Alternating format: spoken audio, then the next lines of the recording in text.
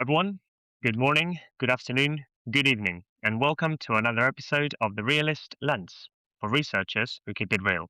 In this episode, we're exploring how realist evaluation intersects with the world of physiotherapy. Often seen as a tool for complex policy or health systems research, realist thinking also offers deep insights for clinical fields where context, relationships, and mechanisms of change are central.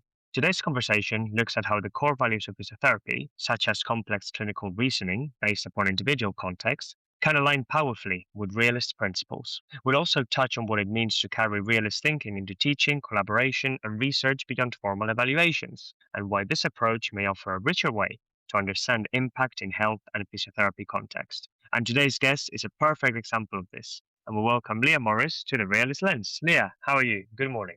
Hi, good morning. Thank you very much for inviting me onto the podcast. I feel honoured to come after some excellent realist evaluators before me. So, yeah, looking forward to our conversation today. No worries at all. I'm really looking forward to our conversation because I know all the work that you've been doing at UE and also the group that you have there with helping others to do the realist research, realist evaluations, or your own PhD, which I'm looking forward to hear about as well. Just before we get started, Leah, with some of the key questions of today, would you be happy to just give a quick introduction about yourself, your background, and your work in realist approaches so far? Yeah, definitely. So, yes, my name's Leah Morris, and I 2 days a week at the University of the West of England, Bristol, support colleagues with their realist evaluation projects. So, this has been funded by the Integrated Care Board of Bristol, North Somerset, and Gloucestershire, because they kind of recognise the importance of realist evaluation to inform commissioners want the evidence to use realist evaluation to have findings that are most kind of have the most amount of clinical relevance really and are implementable. And that's where my role came in. So helping colleagues with existing realist evaluation projects and also getting new projects off the ground. So that's 2 day a week of my role. Um, also a lecturer, so I teach research methods to undergraduate physiotherapy students, specifically just research methods. As well as this, I work on robotics projects and also on functional neurological disorder. So kind of lots of different things. And I probably in some of the questioning will get into a bit more specifics about this and the realist evaluation projects I've worked on and the ones that I'm currently working on. Yeah, that's amazing. Thank you so much for sharing around your background, and I'm certainly looking forward to hearing more around your work in the next conversation about the training that you do, but as well the clinical work that you mentioned. So, just looking back, what is it that initially resonated with you about realist evaluation, particularly given your physiotherapy background? Yeah, so I started my PhD in 2016 and I was exploring the first contact physio role. So if you don't know what that is, a first contact physiotherapist is someone that you can access if you've got a muscle or joint problem directly. So rather than going to your GP, you would ideally go to an FCP within 2 weeks of contacting your GP practice. So this is kind of put in as a solution to I'm sure lots of listeners will have this experience of ring a GP practice and really, really long wait times. So it was brought in as a solution for those long GP waiting times in the hope that it could bring those down and it could mean that you could access the person you need to see when you need to see them. As I started on my kind of PhD journey, the decision at the very beginning, which can feel quite overwhelming, is kind of which methodology are you choosing? What method are you choosing? And it was quite clear that the FCP role was very complex. So the at this time in 2016, it was a new evolving role. So it was in several GP practices, but it wasn't nationwide like it currently is. And it was being implemented in like a myriad of different ways. So some of the FCPs could prescribe, some could inject. The way you could triage varied as well. So you might ring up your GP practice and get a receptionist triage first, or a physio triage, or maybe it was an online booking form. So there was lots of differences in how it was being implemented in the practices it was. So quite clearly, it needed an evaluation or a study approach that was able to acknowledge and kind of the complexity that existed there. And so one of my PhD supervisors said, well, actually, we could use a case study approach, but is that going to tell us what we need to know? It might just tell us it works in that practice, doesn't work in that practice. We know the context, we know the outcomes, but we don't know the kind of the thing that links those, which obviously in realist terms, we talk about mechanisms. The idea of realist evaluation was kind of put forward. At this point, it was Realist evaluation in 2016, there was not as much guidance as there is now. It's become much more popular, and that was one of the challenges actually starting then. There wasn't the same sort of guidance, which made it a little bit sometimes feel like uncharted territory when you're having to make decisions and rationalize what you were doing, which is always a bit stressful when you're doing a PhD and you're having to defend that in a viva. But it was really obvious that FCP, I think actually in your podcast, Jeff Wong, in your first one, spoke really nicely about this. It kind of about the ability for realist evaluation to kind of elucidate context so that we can make sense of the mess that exists. And FCP was a really good example of a bit of mess, to be honest. And I think it was just really important because there was a drive at this point to expand where the FCP was being offered. And since then, there's actually been more roles that are similar, first contact paramedics, for instance. And it seems really important that actually, if we're pushing this agenda at FCPs, we want to make sure that it's going to be implemented with as much success as possible and reduce the possibility of flops, basically. And I think that's why realist evaluation did feel like a really attractive proposition. So although a bit daunting, it was a good decision for me. And I do recognize that, especially at PhD level, it was challenging. Getting to the end of my PhD, director of studies said to me, "You could have done a case study approach and you would have still got your PhD.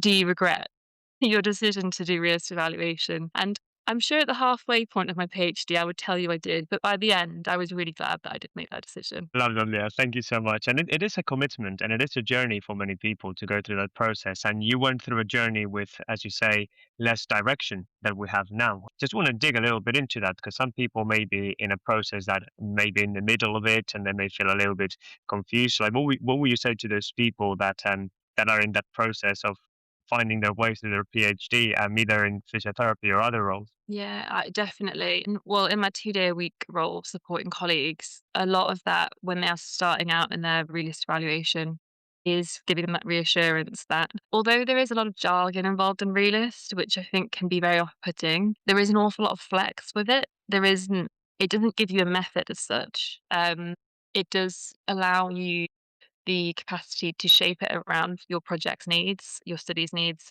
um, whatever your aims are. And I think that's one of the beauties of it. And there's obviously limitations to that too, because I had a colleague say to me recently, "I just want to know what I need to do, and I can't find any guidance anywhere, the step by step." And I think that's why it's important to make sure that you have someone who is more confident in readers evaluation in your team, or finding someone to mentor you if that is impossible, just so that you do get that kind of reassurance when you need it. Certainly. That's a really interesting point. And I think that people, when they're going first into realist work, one of the key things is that you're not subscribing to a cookbook, you're subscribing to a way of thinking. And once you subscribe to a way of thinking, then all the other things come in order to try and unearth those theories, those mechanisms, and everything else, of course. Um, I thought I'd touch on that because it is something that many people do struggle with as they go through the realist journey. So thank you so much for sharing some insights on that. Just want to circle back to you mentioning your work with physiotherapists and all the complexity and the messiness that happens in clinical practice. There are some core values and skills in any healthcare position, of course, but physiotherapy does have some principles which are well established as a field. So, what ways do you think those core values and skills in physiotherapy, in practice or in research, align with realist principles from your role as a lecturer and researcher that you've seen? Yeah, so I think definitely the complexity of how physiotherapists clinically reason aligns with realist evaluation's recognition of complex interventions. So, of course, all healthcare professionals have complex clinical reasoning, but with physiotherapy in particular, the nature of the interventions means that we can't re-demonstrate cause and effect, which you would be able to do with sort of traditional clinical trials. So to give an example, I'm currently working on a project, or starting on a project that's looking at a gait trainer device. So it's used with paediatric patients in the Children's Hospital in Bristol. And we're interested in looking at how physiotherapists are using this device, and kind of the outcomes of using this device. So we're looking at doing a service evaluation to start. But what we're thinking about is quite difficult because service evaluation is all that's possible at the moment, but I can't help but think about how this would be realistic and what it could be in the future. Because this robot assisted gait trainer, we can't evaluate it through a standardized trial because it's not a standardized intervention. So other studies that I've looked at have found that robot assisted gait trainers can be really beneficial, but there's obviously can be a lot of variation how it's delivered. You've got things like child's preference. There's lots of different populations that are using it. The walking speed, exercise time, all of these things vary because we can't just prescribe, here's the robot assisted gait trainer. You're all going to go on it for 30 minutes. You're all going to go on it 5 days a week because that would be an ideal world, and we don't live in an ideal world. There's staff sickness and all these kind of things that will kind of interfere with that. So we're beginning with a really simple service evaluation to look at it, understand how it's being used, as I said. But I think if we wanted to understand that causal link and think about what it is about, particularly about why the gait trainer is successful for one patient and not another, that's when we need realist evaluation. So I think I've already kind of planned, even though I've not yet done the service evaluation, I can't help myself planning what the realist evaluation would look like. And I think to give an example, if we're thinking about context, mechanisms, and outcomes, if we were to do realist evaluation, it could give us lots of really rich kind of findings. For instance, if you had an adequately staffed team, that would be your context. The resource could be really good support for the management to utilize robot assisted gait trainers, which can result in staff having more time for training and being able to use the device daily, which would be the resource mechanism. And this can have the response mechanism of increase staff confidence using the device, and then consequently reduce the setup time and increase real therapy time. But if you didn't have that context and robot assisted gait training was being delivered into a department where there were staff shortages, then it might not be given the time for training, they'll be less confident in its use, and it'll increase time for setup and then reduce real therapy time. So exploring sort of robot assisted gait trainer in that kind of detail will show that actually you might have 30 minutes of therapy time in one hospital and 30 minutes of therapy time in another. But actually, if we looked in that detail, we would realise that those 30 minutes aren't comparable. Actually, we have much more therapy time at one over the other and understand the reasonings for that. But if we just had that case study example, we would just see that the outcomes weren't quite as good in that hospital to the other hospital with no sort of rationale as to why. It's something for kind of looking at the gait trainer, which is really expensive, and we have to fight the case for why commissioners should be paying for that. We need this. We need this realist evaluation and the findings that we get from it to justify that, so that actually, if it can be rolled out, it will be successful, and we can justify the cost that comes with that. That is brilliant. Yeah, thank you so much for that, because sometimes these concepts, as you say, can become really abstract, but placing them in a real example, in a real physiotherapy context example to see, like, what would a C could be, an M or an O, and those initial hunches or initial ideas that we have around the program, that becomes really useful example. Thank you so much. And you mentioned something interesting, which is, you can't help to think like a realist, because it's really hard to not to once you know what realist is all about, and that is very true. It's hard to take that Mm. hat off when you're going into different projects. And you mentioned one thing that's interesting there around the clinical reasoning and the complexity of clinical reasoning, and I just wonder as well if in this case specifically, um if you think physiotherapists are thinking like realists without knowing, really, because as you say that if they're doing this complex clinical reasoning and looking behind the scene and the contextual, is it a case that they're doing it already, but they just don't have a name for it? Yeah, that's a really good point, actually. I think you're right. I worked on another project which wasn't realist, although I did take elements of realist thinking to inform how I analyze the data because, as I've already said, I couldn't help myself and it being after my PhD. And that was the FREEHAB study, and we were actually looking at how physiotherapists clinically reasoned and how that clinical reasoning informed their treatment with people who've had stroke or people who have impaired mobility. And that was then aiming to then inform designing a assistive device, robotic device. So the first bit was actually looking at how they clinically reasoned. Um, and it was interesting. So we did videos of them with their patients as they assessed them, and they spoke aloud their clinical reasoning. And then they definitely, yeah, they now that I'm talking it out loud, they definitely did because we then did interviews with them to talk about, well, okay, a bit more detail about what you're doing here, and it would be very much about, oh, well, this. not using the word context, but going into the specifics of that patient, the environment they're in, all of these factors, and how that meant that they made those adjustments, but how that wouldn't work for somebody else, and how the expected outcomes that they would have. And it's a good point, actually. No, I was just curious because I think that a lot Mhm. of people think like a realist without knowing about it in a way. We think obviously in realist term constantly in how and why in our day-to-day lives.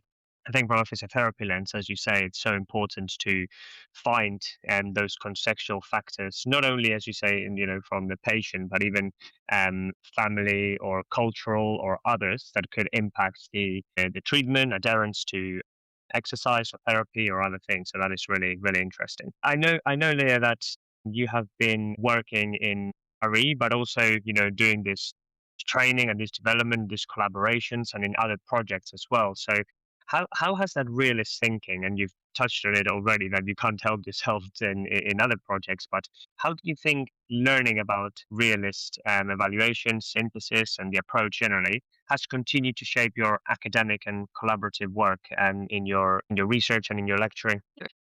So I did finish my PhD in 2019, end of 2019, and I was brought onto the FREEHAB project, robotics project. And I was actually brought on that not because they were intending on doing a realist evaluation, that wasn't within the scope of the project, but they were really interested in my realist evaluation background. So I think they were quite excited about me being able to bring in some aspects of it. So the FreeHub project was the robotics project where we were really interested in sort of how physiotherapists assess and analyze their patients to kind of determine treatment plans. And then like what the common features were in assessment and training. We actually ended up focusing on sit to stand as a movement. And then all of this was going to inform us designing a robotic knee device, and we would then go on to testing that.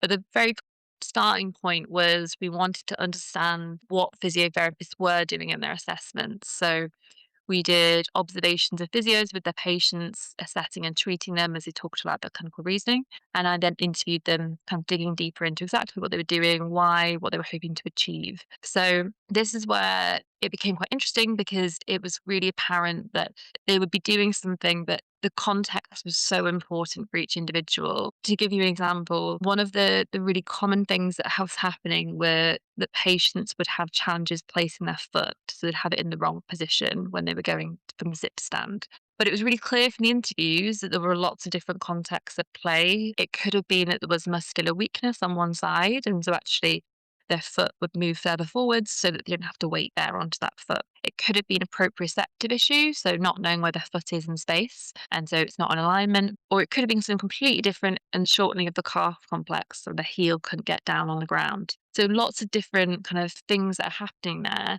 And because there's lots of different contexts, you can't have a one size fits all.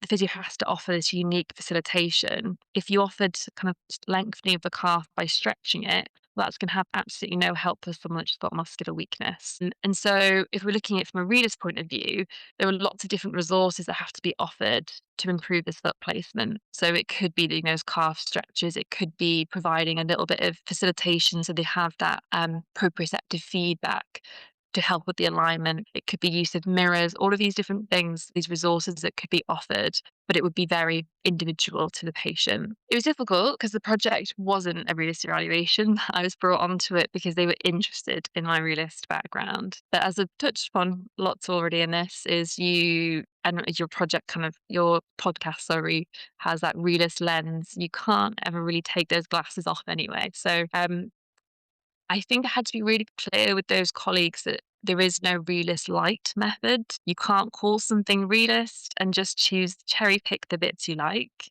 or at least that's my belief.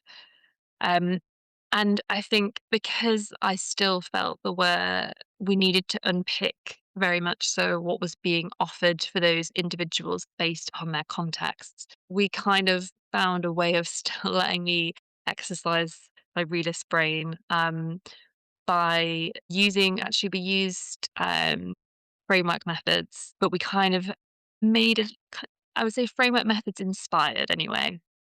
I used an analytical framework which had kind of aspects, these concepts of patient context, therapist facilitation, and clinical reasoning, and then linked these concepts and sort of presented raw data with them. So the analysis demonstrated how the individual patient was facilitated and why, which was a really important linking of them. We did also intend on having biomechanical data to explore outcomes, but unfortunately, because of COVID, we didn't quite get the numbers. But then we would have also had that outcome data. So it's sort of realist-ish. I wouldn't call it a realist evaluation. I think it's really important that we don't water down the methods by claiming it's something is a study is something that's not. But it did have aspects that were sort of similar to making CMOs, but they weren't CMOs. And that was really invaluable in helping us design a robotic device because we had a better awareness of who it might be helpful for, who it's not going to work for. Um, I think it was really helpful having that realist background, and being able to achieve that, even though it wasn't a realist evaluation project. Fascinating. Thank you so much. And such a rich description and explanation into how that realist thinking has helped, in those other projects. And as you say, even if it's not, at least it gives you some extra information. But I do agree with you of, go hard or go home, as the old slogan says, because it is important that there's alignment. And I've been very, very key in this in the conversations that I've had with guests around that alignment from ontology, epistemology, methodology, methods, data analysis, interpretation, and then that becomes much easier to do. Which I guess it's one of the things that you've been doing with colleagues navigating realist approaches. Over the past few years, as you mentioned, 2 days a week helping colleagues in the realist projects in different areas. But I'm sure that in those meetings and in those conversations, as people are navigating through realist approaches, sometimes for the first time, or sometimes and maybe trying something new within their own realist work, there may be some misconceptions or challenges they face. And I guess my question would be, how do you help address those? Well, what are they? What are those misconceptions and challenges? And how do you help address those while maintaining the integrity of the approach? Because as you mentioned, it's so important to ensure that, when we're doing something that is realist and it has the label, that it does meet those standards, for example, the ones published in Ramsey's or quality publication standards or something along those lines. So, what are those common misconceptions, and how do you usually address them? Yeah, well, definitely. I mean, going us into a bit more detail about the lack of reader's light methods, it is a challenge because it's great that people are enthusiastic about reader's evaluation, and I would like to, have open arms for anyone that says I've got a project I want to put forward, but it would. And the project I was just speaking about, the FREEHAB project, the reason we didn't call it Realist Light is because we didn't form hypothesis, didn't have retroduction. I know you just got a podcast with Justin Jagost about retroduction. And if we were to try and do Realist Light methods, then it would completely decrease credibility because you are effectively just cherry picking some hypotheses that don't have that iterative testing cycle that are really important. You don't have that stakeholder involvement, the literature that should all kind of come into those hypotheses. And I think the important thing with those colleagues who are still kind of pushing on there, wanting to do a realist project, but not wanting to have to kind of follow all of the really important stages that do exist, is explaining why they clearly don't have the theoretical underpinning that they need to understand the problem with that. And sometimes I guess it could just be saying to them, well, like, okay, if you had these findings and they were only informed by you and two other people, and interview 15 people, how will that defend? How are you going to defend that when someone says, well, what about all these other things you've not yet considered because you've not kind of had that rigor in the process? And I think it is just making sure that foundational understanding is there, and then they themselves will understand the flaws that exist in doing realist light methods. And I guess the other thing that relates to that really is colleagues saying, I've got I've got 2 days a week. Well, I've got no, probably less than that. I've had people come forward and say they've got half a day a week for 6 months, and you want to do realist synthesis. Is that doable? Or maybe I'm exaggerating a little bit, but similar. I've heard similar to that. And that's when I have to kind of break the news that RIA synthesis probably will take you a year, year and a half, but RIA evaluation longer. It depends on the scope. Yes, it's really hard to define the timelines because it depends on what theory comes up and you can't predict that. So you could keep finding theory, you want it to stop, but it's going to keep on going. It could become quite a big project. So that's one of the other challenges with those colleagues. It's saying, okay, well, maybe the little bit of funding you've got isn't yet suitable for realist evaluation, but actually what could you do that's going to support, a bigger bit of funding where you would have more available time in the future? Is it that you can't do a full realist synthesis, but maybe you could do a scoping review that could inform a realist evaluation in the future? How can I best support you in getting that bigger grant in the future, really? And there are no kind of cutting corners with it. And that's probably the key take home for anyone would be saying you can't cut corners with it. Thank you so much. And I love that, that example that you give, because this is a little bit like when you have building works at home, that you always know when they start but know when they end.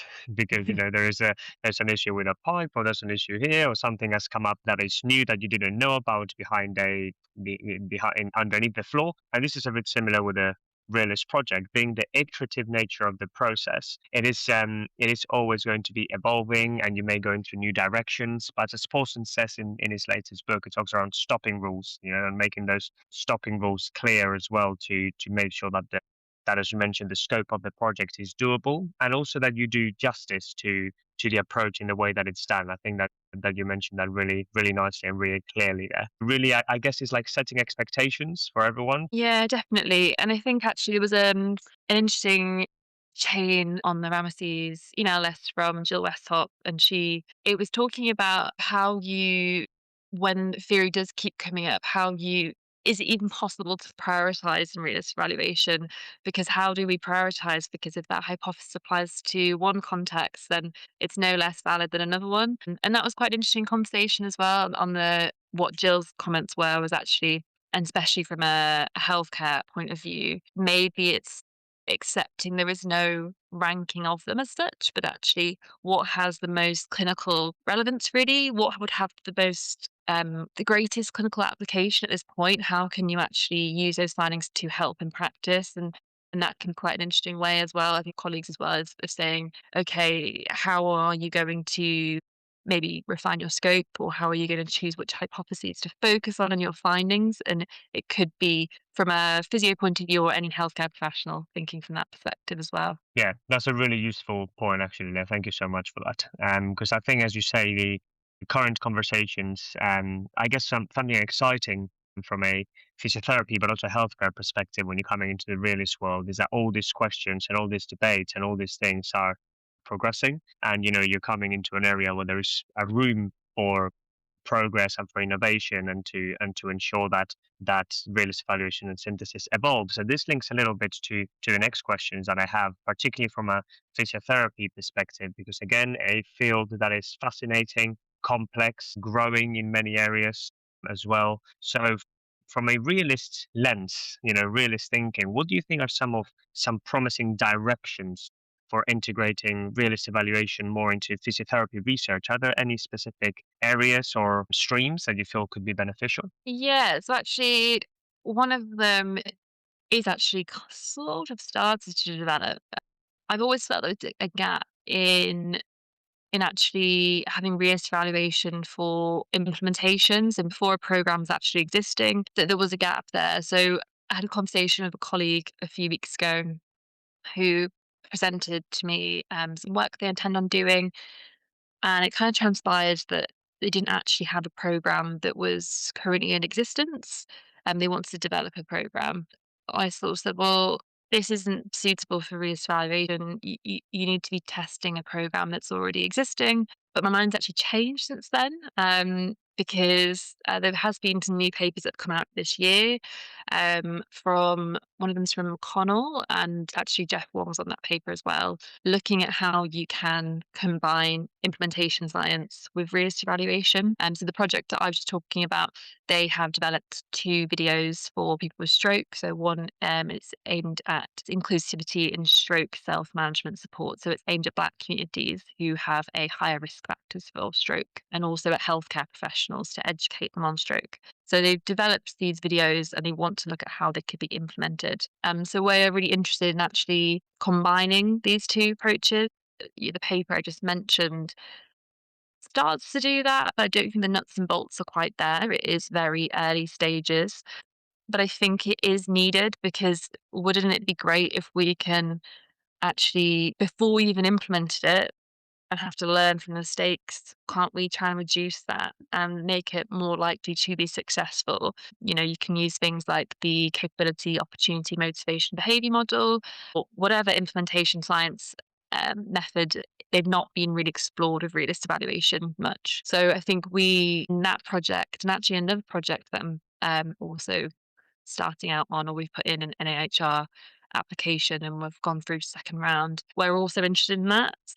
I think I'm hoping that there will be publications from kind of me and some of my teams in that field and combining implementation science and realist evaluation. I think it's quite an exciting opportunity. Very exciting opportunity for physiotherapy, and I think for many other fields as well. And I think that that's a two areas that are progressing kind of hand in hand. So as you say, rather than working in parallel, how about in partnership? And I think that is fascinating. So thank you for sharing that, Leah. And I really enjoyed hearing your thoughts and your examples, and really bringing it to life from a physiotherapy lens, which I think it's fascinating. It's a field I've learned a lot about myself over the past couple of years, and it's really really fascinating.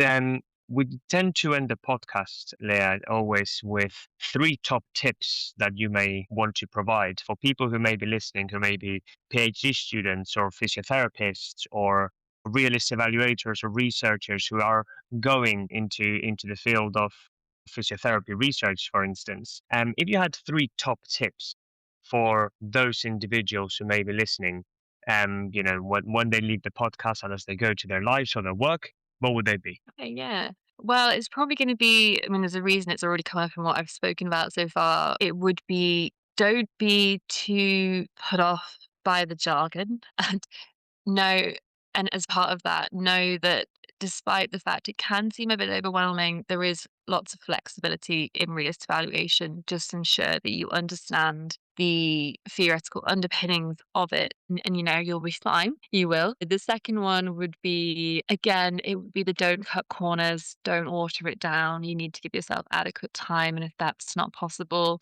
look at what you can do to support a bigger application for a realist evaluation project. And the third one would be, have a mentor, someone that has experience in realist evaluation in your team. It can feel quite a lonely place, I think, if you don't have that. And you don't want to get kind of knee deep. And then, as it kind of happens in realist projects, you will zoom in and out where you kind of get to grips with it and then you lose it again. And I think it's important to have someone to be able to have those conversations with. So, yeah, those are my tips. Number one, flexibility in your projects, making them specific, and also don't worry about the jargon. And I guess that's why we have the realist lens as well to help with that, to demystify some of these concepts. Number two, don't cut corners, and go hard or go home. And number three, have a mentor. Have a mentor, someone that can guide you through the process. Really actionable tips there, Leah, to start. And thank you so much for your time and for sharing your ideas, your thoughts, your experience, in very practical ways, with examples.